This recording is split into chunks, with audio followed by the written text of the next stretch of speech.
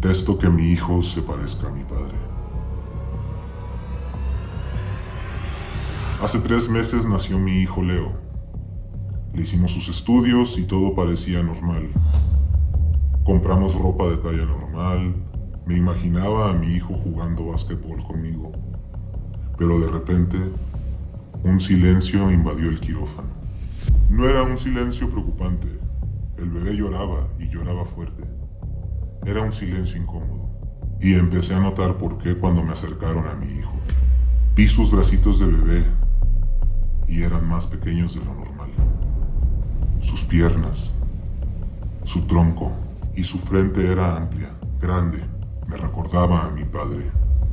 Sentí un golpe en el pecho, como si me hubiera pateado un caballo. Yo pensaba que la sangre de ese mal ya se había limpiado en mi familia. Pero no era así. Pensé que yo desde mi nacimiento y con mi altura nos habíamos limpiado de ese mal, pero la suciedad seguía en nuestra sangre. En ese momento el tiempo se detuvo. El doctor dijo lo que temía: acondroplasia, enanismo. En ese mismo instante no pude ver más a mi hijo. Estaba viendo a mi padre, quien había muerto cuando yo tenía 8 años. Ya hasta se me había olvidado que él tenía enanismo. Mi papá tenía enanismo. Recuerdo que al principio no parecía molestarme del todo. Jugábamos juntos, estábamos en el suelo jugando a los carritos, pero de repente lo noté. Tenía yo como 7 años y recuerdo claramente que verlo tratando de alcanzar en la alacena una caja de cereal como que no me hizo sentido. Como que no me hacía sentido que yo tuviera que acercarle una caja de cereal a mi padre a los 7 años. Cuando recibió la caja de cereal, no pude evitar ver en sus ojos esta mirada de vergüenza. A los 8 años, yo ya era más alto que él. Mis amigos en la escuela se burlaban. Le llamaban de enano de circo. Yo al principio lo defendía contra todos mis amigos, pero después comenzó a avergonzarme. Comenzó a causarme molestias que fuera por mí a la escuela. No aguantaba las burlas. Quería golpear a todos. Cuando caminábamos por la calle o estábamos en el supermercado, la gente nos miraba raro. Siempre lo observaban. Y yo cada vez más sentía vergüenza. Él siempre trataba de compensarlo. Se hacía el chistoso, era el alma de la fiesta. Pero en el fondo yo lo veía sufrir. Su espalda le dolía, sus pasos le costaban.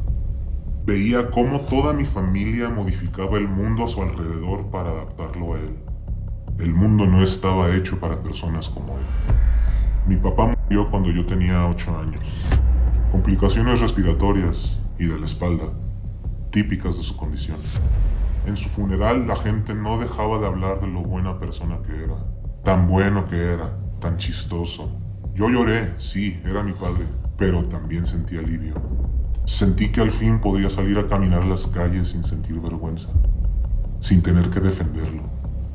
Yo crecí, me estiré, mido 1,80. Me dediqué a hacer deportes, jugué básquetbol, tuve un desarrollo normal. De alguna forma sentí que había ganado la lotería genética y que esa malformación de mi padre se había borrado para siempre. Yo pensaba que el enanismo era un error, una mutación aislada, y con yo nacer normal se había roto la cadena. Yo me casé con una mujer hermosa, tuve una vida normal. Oculté todo recuerdo de mi padre. Prácticamente lo borré de mi familia. Yo imaginaba mi familia normal. Pensaba que mis hijos iban a ser altos, fuertes, tener vidas normales, pero no fue así. Cuando me preguntaban por él, yo decía que murió cuando yo era chico. No quería que lo recordara nadie. Quería que esto se olvidara para siempre. Y ahora tengo a Leo. No pude evitar sentir repulsión. Asco. Asco por ver la mirada de mi padre en mi hijo. No fue asco por mi hijo, asco por la situación, asco por la genética. Me enojé con mi papá muerto. No pude evitarlo y salí corriendo al baño del hospital. Estaba enojado con mi padre, le gritaba: ¿por qué estás haciéndome esto? Te moriste hace 25 años, déjame en paz. Siento que me lo hizo a propósito, que me lo está pasando como una especie de burla por yo sentir alivio a la hora de su muerte. Siento que lo hizo como para decirme, ¿sentiste alivio por mi muerte? Pues ten. Ahora vas a tener que amar a alguien igual a mí. Y vas a tener que verlo todos los días. Cada que lo cargo siento que estoy cargando a mi propio padre. Y no dejo de sentir algo. Mi esposa también sufre, pero ella tiene el instinto maternal.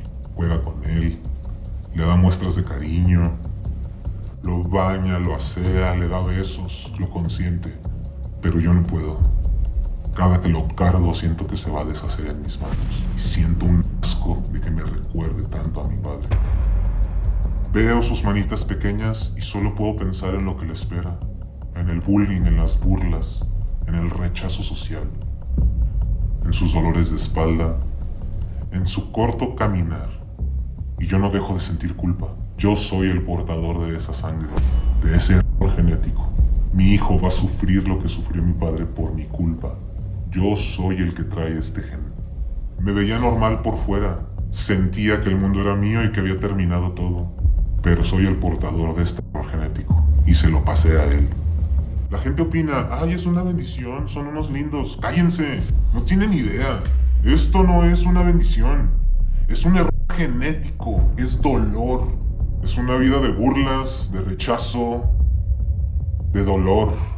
Yo viví con mi padre burlas a distancia de policías, de meseros, de gente que era cercana a nosotros, que hablaba a nuestras espaldas. Yo lo viví con mi padre y no quiero que mi hijo viva eso. ¿Cómo desearía poder evitar esta pena para mi hijo? Sé que no es culpa de mi padre haber nacido como nació, ni tampoco mía haber nacido como nací. Tampoco es mi culpa que mi hijo haya nacido así. Pero el odio no entiende de biología. Y yo lo odio. Lo odio.